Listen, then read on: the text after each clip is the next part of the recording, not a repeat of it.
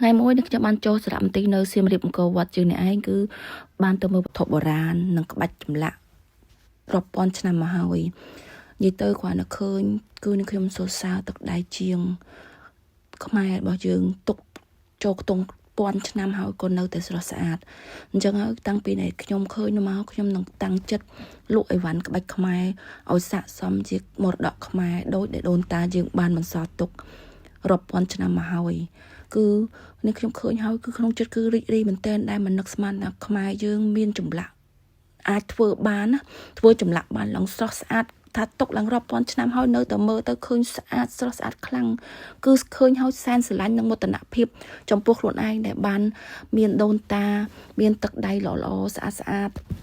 ធ្វើជាកេរមរតកទុកឲ្យមើលនៅចំនួនក្រោយៗមិនតិចឆ្នាំទេណាបងប្អូនរាប់ពាន់ឆ្នាំហើយនាងខ្ញុំក៏តាំងចិត្តថានឹងឲ្យជាងនឹងខ្ញុំព្យាយាមធ្វើឲ្យបានចម្លងចេញពីក្បាច់ខ្មែរឲ្យស័ក្តិសមឲ្យដូចនឹងទឹកដៃដូនតាយើងដើម្បីឲ្យ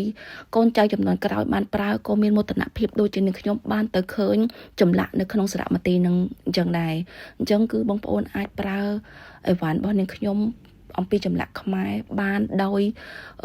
ទំនុកចិត្ត 100% ថានាងខ្ញុំនឹងធ្វើឲ្យស្អាតដើម្បីឲ្យបងប្អូន